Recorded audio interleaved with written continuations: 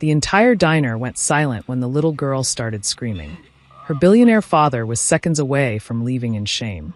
That's when a broke engineer working as a waitress did something impossible. She didn't offer candy. She didn't offer toys. She built a tiny structure with salt shakers and sugar packets, whispered one word, and the child stopped crying instantly. The father froze. He stared at this woman in a stained apron, then at his daughter who smiled for the first time in 4 years. He didn't know it yet, but this stranger held a secret that would destroy his engagement, expose a decade-old betrayal, and prove that sometimes the most brilliant minds are hidden in the most unexpected places. What happened next changed all their lives forever. Stay with me, because this story will break your heart before it heals it. Welcome to Voice of Granny. While you are here, please hit the subscribe button and comment your view on the story and where you're watching from. Let me tell you about the day everything changed. It was an ordinary Tuesday afternoon at Rosie's roadside diner, the kind of place where the coffee is always hot and the dreams are always cold. But on this particular day, something extraordinary was about to happen. Her name was Sarah Bennett, and if you saw her that afternoon, you'd never guess she was once destined for greatness. At 24 years old, Sarah was serving pancakes and burgers to truckers and travelers, her hands rough from years of carrying heavy trays, her back aching from double shifts. She wore a stained apron over jeans that had seen better days, and her dark hair was pulled back in a ponytail that had long given up trying to look neat. But here's what nobody knew. Sarah wasn't just a waitress. She was a structural design engineer, or at least she used to be. She'd graduated top of her class from one of the best engineering schools in the country. She designed bridge supports that could withstand earthquakes. She'd calculated load-bearing capacities that saved construction companies millions. She had a mind that could see the invisible forces holding buildings together, the tension and compression that kept the world from falling apart. But life has a way of breaking even the strongest structures. When her father got sick, when the medical bills started piling up like bricks without mortar, Sarah had to make a choice. She left her engineering career behind and took the first job she could find that paid cash daily. That job was at Rosie's Diner, and she'd been there for 3 long years. Every day, while she poured coffee and wiped down tables, her mind was still calculating. She'd look at the wobbly tables and mentally design better support systems. She'd watch the ceiling fans and calculate their rotational stress. It was the only way she kept her sanity, the only way she kept her brain from forgetting everything she'd learned. On this particular Tuesday, the lunch rush was dying down when the front door opened. And let me tell you, everyone in that diner felt it. The atmosphere changed instantly, like someone had sucked all the ordinary air out and replaced it with something electric. Walking through that door was James Wellington, and if you followed business news, you knew exactly who he was. James wasn't just rich. He was the kind of wealthy that makes other wealthy people feel poor. At 35, he'd built Wellington Properties, the largest real estate development company in the country. He owned skyscrapers in every major city. His company had reshaped entire skylines. And he looked every bit the part, dressed in a suit that probably cost more than Sarah made in 6 months, his dark hair perfectly styled, his jaw sharp enough to cut glass. But today, James Wellington didn't look like a powerful businessman. He looked like a man barely holding it together. Holding his hand, gripping it so tightly her knuckles were white, was a little girl. Her name was Sophie, and she was 6 years old. She wore an expensive dress that looked uncomfortable, her blonde hair in perfect braids. But her face was a mask of pure terror. Her eyes darted around the diner like she was trapped in a cage, and you could see her counting, her lips moving silently as she stared at everything around her. James chose a booth in Sarah's section and practically collapsed into it. Sarah approached them with her notepad, and she immediately noticed something. This wasn't a normal father-daughter lunch. This was a man at the end of his rope. "Welcome to Rosie's," Sarah said gently, keeping her voice soft. "What can I get for you today?" James barely looked up from the menu. His voice was tight, stressed. "Black coffee. Grilled cheese for her, no crusts. We're not staying long." Sarah nodded, but then she did something that waitresses aren't really supposed to do. She looked at Sophie, really looked at her. The little girl was tapping the table with her fingers. Tap, tap, tap. Pause. Tap, tap, tap, tap, tap. Pause. Tap, tap, tap, tap, tap, tap, tap, tap. Sarah recognized it instantly. The Fibonacci sequence. 1 1 2 3 5 8. This child wasn't just tapping randomly. She was creating mathematical patterns to calm herself down. Sophie doesn't talk, James said suddenly, his voice hard and defensive. To anyone. So don't bother trying. Sarah felt her heart squeeze. She knew that tone. It was the sound of a parent who'd been judged too many times, who'd heard too many opinions, who was exhausted from explaining. She simply nodded and walked away to place the order. But as she stood by the kitchen window waiting for the food, Sarah couldn't stop watching them. Sophie was getting more agitated. She was rocking back and forth now, her breathing getting faster. And then, without warning, the little girl let out a scream. It wasn't a tantrum scream. It was a scream of genuine distress, high-pitched and terrifying. Sophie threw her hands over her ears and began crying, her whole body shaking. James tried to comfort her, but you could see the panic in his eyes. Sophie, please not here. We talked about this. Other customers were staring now. A man at the counter muttered something about discipline. A woman shook her head disapprovingly, and Sarah felt something inside her snap, not with anger, but with understanding. She grabbed a handful of items from behind the counter. Sugar packets, salt shakers, ketchup bottles, napkin holders. Without asking permission, without hesitating, Sarah walked straight to their booth and knelt down beside it. James looked at her like she was crazy. What are you? Watch, Sarah said quietly. And then she began to build. Here's what you need to understand about structural engineering. It's not just about building big things. It's about understanding balance, about seeing how small pieces can support something much larger. It's about knowing that even the tiniest element has a purpose, a load it can carry, a role it plays in keeping everything stable. And in that moment, kneeling on the sticky diner floor, Sarah began to teach Sophie that lesson without saying a word. She took the sugar packets first, standing them upright in a careful pattern. Then she placed the salt shakers at precise intervals, creating support points. She used the ketchup bottles as columns, and slowly, methodically, she began building a small bridge structure right there on the table. Sophie's screaming started to fade. Her crying turned to hiccups. Her eyes, red and puffy, focused on what Sarah was doing. See this? Sarah said softly, pointing to the base. This is the foundation. Everything needs a strong foundation. Without it, nothing can stand. She placed another sugar packet. And this is tension. It pulls. And this, she positioned a napkin holder, is compression. It pushes. When they work together, when they balance each other perfectly, that's when something becomes strong enough to hold weight. Sophie leaned forward, her breathing slowing. She reached out one trembling finger and touched the structure. That's right, Sarah encouraged.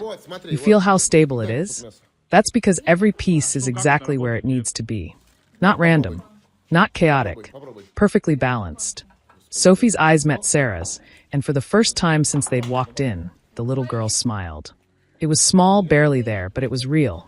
And then Sophie did something that made James drop his coffee cup. It clattered on the table, spilling everywhere, but nobody moved. Sophie whispered, so quietly you almost couldn't hear it. Triangle. She pointed to the triangular support Sarah had created with 3 sugar packets. Yes, Sarah's face lit up. Triangles are the strongest shape in engineering. They distribute force evenly. You're absolutely right. James was frozen, staring at his daughter like he was seeing a ghost. She hasn't spoken in public in 4 years, he breathed. Not since her mother died. Sarah looked up at him, and in that moment, something passed between them. Understanding, recognition, the knowledge that this little girl wasn't broken. She was brilliant. But before anyone could say another word, the manager, a heavy-set man named Rick, came storming over. What the hell is this mess? Rick shouted, gesturing at the structure on the table. Sarah, you're supposed to be serving customers, not playing with the condiments. And this spill. I'll clean it, Sarah said quickly, standing up. You're damn right you will. And then you're taking a pay cut for wasting time and materials. Rick turned to James. Sir, I apologize for my employee's unprofessional. Stop.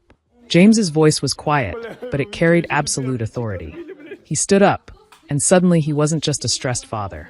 He was James Wellington, the man who'd built an empire. This woman, James said, pointing at Sarah, just did something that dozens of the highest-paid child psychologists in the country couldn't do. She helped my daughter speak. So I suggest you show her some respect. Rick's face went red, but he backed off. James pulled out his wallet and placed a $100 bill on the table. For the meal and the mess, he said. Then he pulled out a business card, black with gold lettering. "And this is for you." He handed it to Sarah. "I don't know what you're doing working here, but I can tell you're wasting your life. Come work for me. I'll pay you 5 times whatever you make here. My daughter needs someone who understands her. I need someone who can see patterns where everyone else sees chaos." Sarah stared at the card. 5 times her salary. That would cover her father's treatments. That would pay off the debts. That would change everything. But she shook her head. "Mr. Wellington, I appreciate it, but I can't just leave. I have responsibilities here. And I'm not a nanny. I'm an engineer." "I know exactly what you are," James said, his blue eyes intense. "My head of security already ran your name while you were getting our food. Sarah Bennett, graduated with honors in structural engineering, published 2 papers on seismic-resistant design before you were 22. You left Wellington Properties 3 years ago.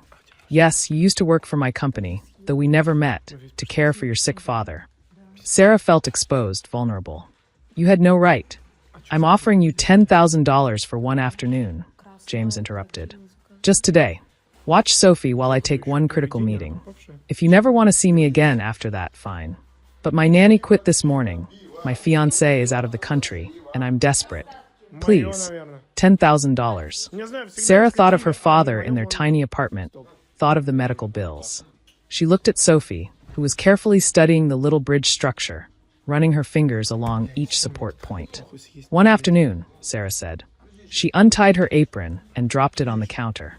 Rick started to protest, but James silenced him with a look that could freeze fire. "If you fire her," James said coldly, "I'll buy this diner and fire you. Choose wisely."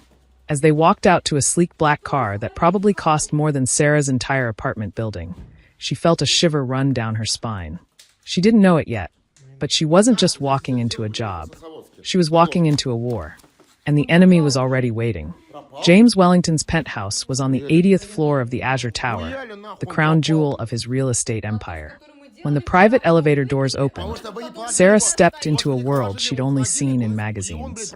Floor-to-ceiling windows overlooked the entire city. The furniture was all clean lines and expensive fabrics. Everything was white, chrome, and glass. It was beautiful, Sarah supposed, but it felt cold.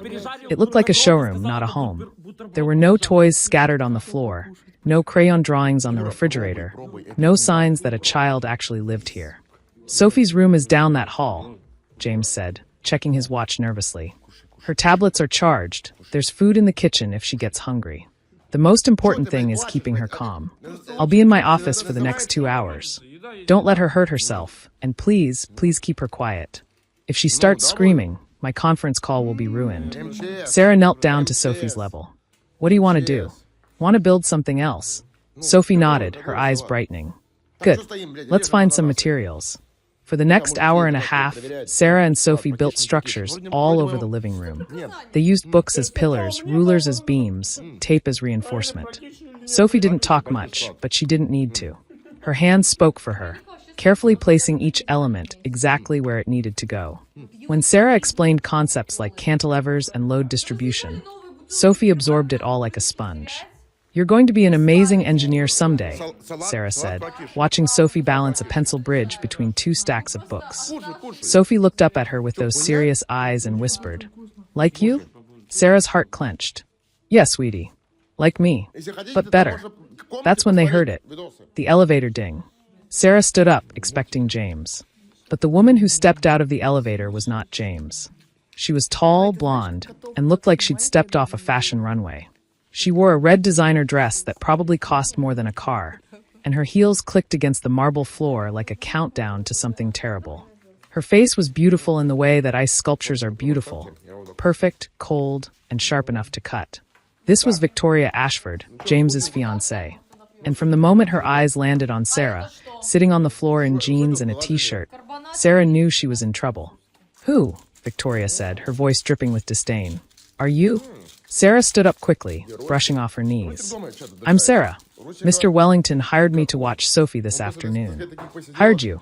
Victoria laughed, but there was no humor in it. She walked closer, circling Sarah like a predator. "You look like you crawled out of a dumpster. James hired you? To be near his daughter? In my home?" "It's not your home," Sarah said before she could stop herself. "It's his home. And hers. Victoria's eyes flashed dangerously. She turned her attention to Sophie, who had gone rigid, clutching one of the book towers they'd built. "Sophie, darling," Victoria said in a voice that was trying to sound sweet, but came out poisonous. "Come give Mommy a hug. I brought you a present from Paris." Sophie didn't move. She pressed herself against Sarah's leg. "She's shy," Sarah said carefully. "She's had a good afternoon, maybe we should." "I don't remember asking for your opinion," Victoria snapped. She moved towards Sophie with her arms outstretched. "Sophie, come here right now." Sophie shook her head and let out a small whimper. Victoria's fake smile vanished. "This is your fault," she hissed at Sarah. "You've been filling her head with nonsense. Do you know how hard I've worked to civilize this child? She's a disaster. She screams in restaurants. She embarrasses James at every social function. I've been trying to get him to send her to a special school in Switzerland where they know how to handle children like her." Sarah felt anger rising in her chest. "Children like her? You mean intelligent children? Creative children? She doesn't need to be sent away. She needs understanding." "Understanding." Victoria's voice went shrill. "Look at this mess." She gestured at the structures scattered around the room. "This is chaos. This is unacceptable. I run a tight ship here, and you've come in and destroyed it in one afternoon." "It's not chaos," Sarah said firmly. "It's learning. It's growth. It's exactly what she needs." Victoria's face twisted with rage. She reached for one of the structures Sophie had been most proud of, an elaborate tower made of books and rulers. "This is garbage," Victoria said, and with one swift motion, she knocked it over. The crash was loud. Books tumbled everywhere, and Sophie screamed. It was the same terrified scream from the diner, but worse. Sophie dropped to the floor, covering her ears, her body shaking with sobs. "Sophie, stop it!" Victoria shrieked. "Stop this ridiculous behavior right now." Sarah knelt beside Sophie, trying to comfort her, but the little girl was beyond reach. The carefully balanced afternoon had collapsed as completely as the tower. The office door flew open. James came running out, his phone still in his hand, his face etched with panic. "What happened?" he demanded. Victoria immediately transformed. Her angry face melted into tears. She ran to James, burying her face in his chest. "Oh, James, thank God you're here," Victoria sobbed. "It was awful. I came home early to surprise you, and I found this woman," she pointed at Sarah, "teaching Sophie dangerous things, making messes everywhere. When I tried to clean up, she became violent. She destroyed our furniture, and when I tried to stop her, Sophie had a meltdown. James, I think she's dangerous. You need to call security." Sarah felt like she'd been punched. "That's not what happened. She's lying." "Lying?" James's voice was cold as he looked at Sarah. Victoria was crying in his arms. Sophie was screaming on the floor, and the penthouse looked like a tornado had hit it. Everything had just fallen apart. Sometimes the truth is like a hidden support beam. It's there, holding everything together, but you can't see it until you know where to look. And as Sarah stood in that destroyed penthouse, watching James comfort Victoria while Sophie sobbed on the floor, she realized she was looking at a structure built entirely on lies. "Mr. Wellington," Sarah said, her voice shaking but clear. "Check the angles." "Excuse me?" James looked at her with confusion and anger. "The debris," Sarah pointed to the scattered books and rulers. "If I had knocked it over violently, the pieces would have spread in a radial pattern from the point of impact. But look, they're scattered in a directional line. Someone pushed from that direction." She pointed toward where Victoria had been standing. "That's absurd," Victoria said, pulling away from James, her tears drying suspiciously fast. "She's trying to confuse you with technical jargon. James, darling, she's clearly disturbed." But Sarah wasn't done. She walked over to the mess and knelt down, her engineering mind taking over. "And look at this book here. See the way it landed? The spine is bent backward. That only happens with a downward strike, not a falling collapse. Someone deliberately destroyed this structure, and it wasn't Sophie, and it wasn't me."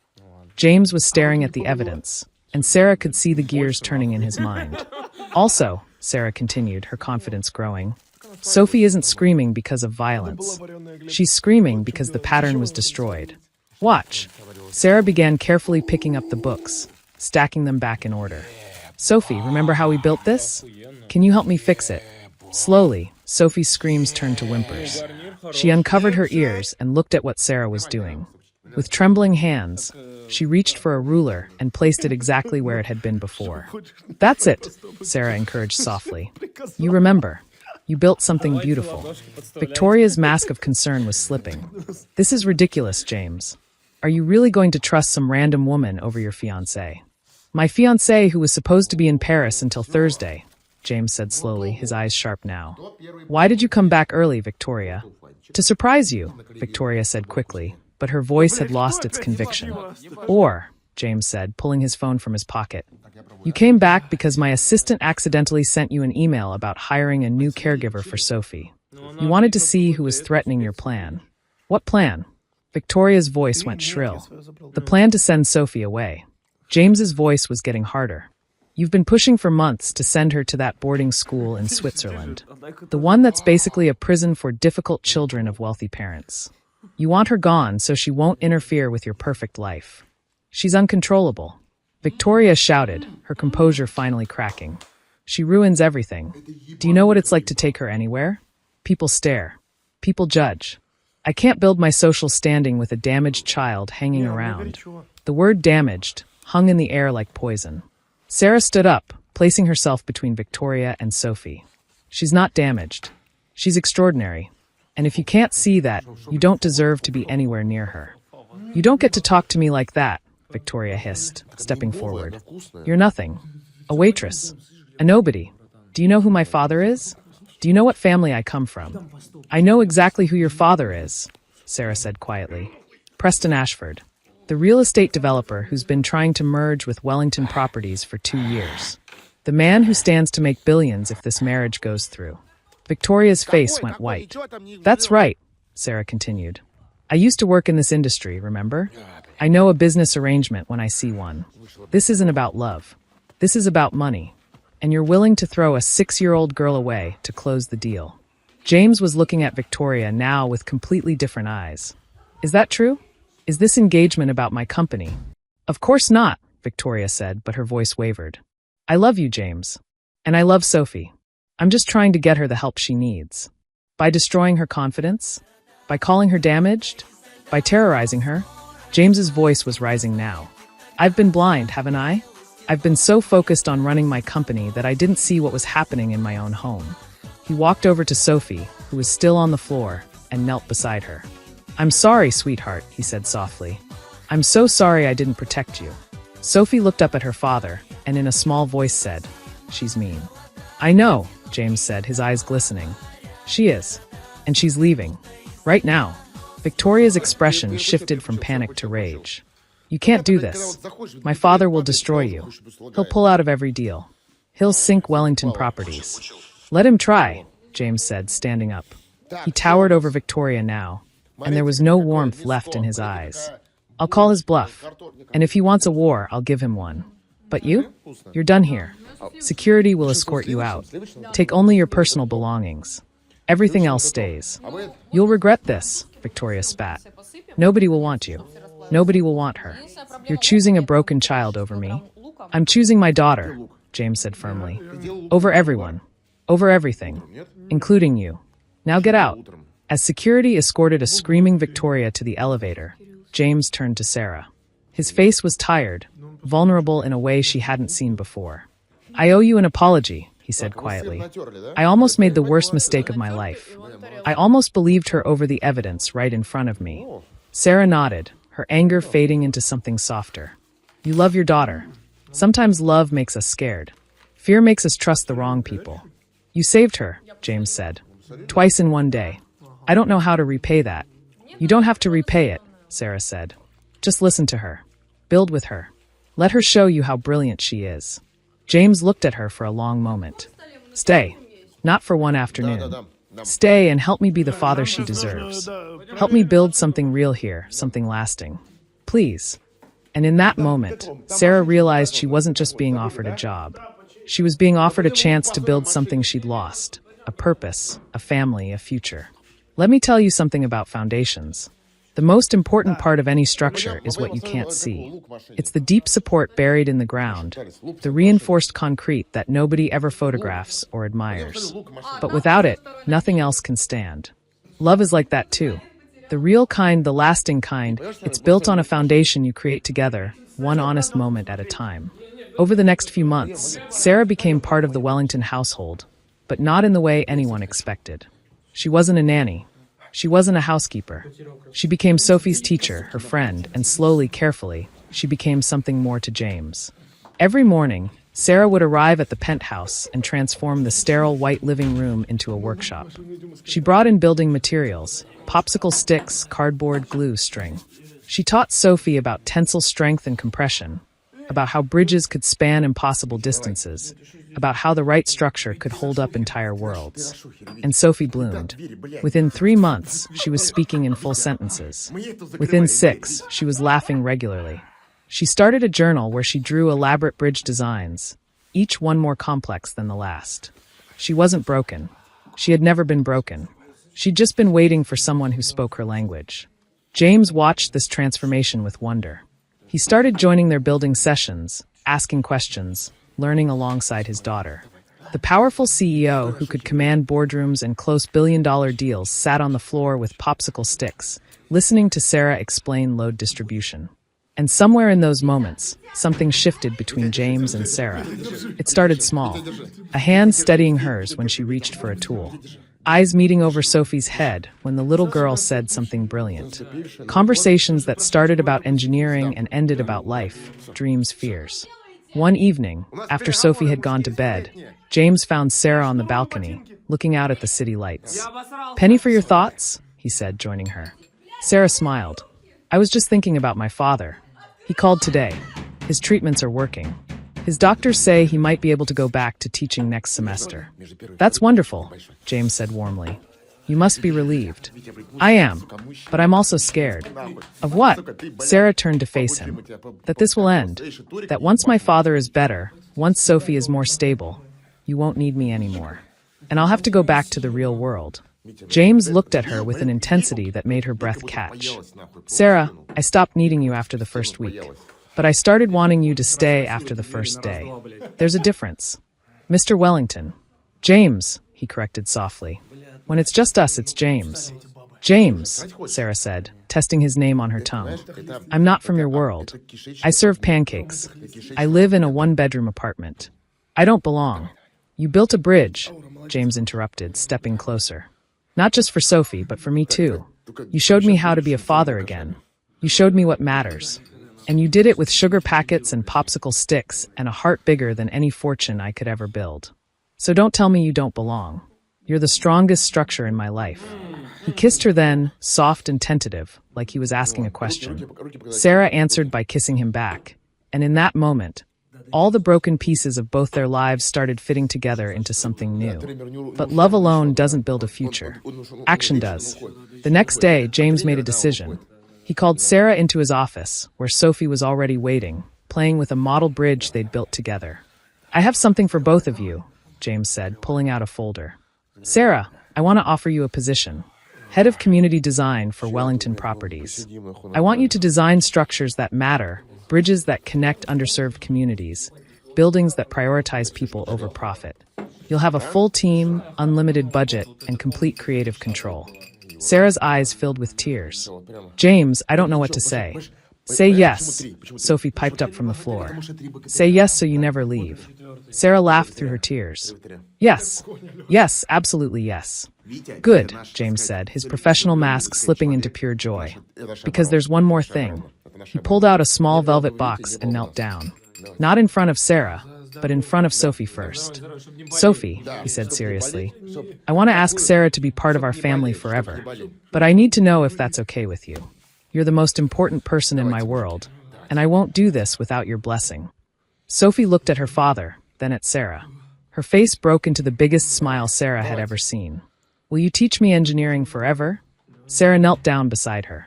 "Every single day." "Then yes," Sophie said firmly. "Ask her, Daddy." James turned to Sarah, still on his knee, and opened the box. Inside was a simple ring, elegant and perfect. "Sarah Bennett," he said, his voice thick with emotion. "I'm not asking you to fit into my world. I'm asking you to help me build a new one. One where brilliance matters more than wealth, where understanding matters more than status, where love is the strongest foundation of all. Will you marry me?" Sarah looked at this man who had learned to see differently, at this child who had taught her that broken was just another word for beautiful, and she saw the future they could build together. "Yes," she whispered. "Yes, I'll marry you." 6 months later, they stood together at the grand opening of the Grace Memorial Bridge, a pedestrian bridge that Sarah had designed to connect two neighborhoods divided by a highway. It was her first major project for Wellington Properties, and it was breathtaking. A structure of steel and glass that looked like it was floating, held up by supports arranged in perfect mathematical harmony. Sophie cut the ribbon, her small hands sure and steady. And as they walked across the bridge together, James, Sarah, and Sophie, now a family, Sarah realized something. She'd spent years thinking she'd lost her purpose when she left engineering. But she'd been wrong. She hadn't lost it. She'd just been waiting to find what she was really meant to build. Not just bridges over water, but bridges between hearts. Sometimes the strongest structures aren't made of steel and concrete. They're made of patience, understanding, and love. And when you build them right, they last forever. The waitress saw a child struggling, and what followed stunned everyone. She found the mathematical precision of connection, proving that sometimes the only equation that matters is the one that balances the heart with the mind, the broken with the beautiful, and the struggling with the strong. That's the power of seeing what others miss. That's the magic of building something real. And that's the end of our story. I hope it touched your heart the way it touched mine.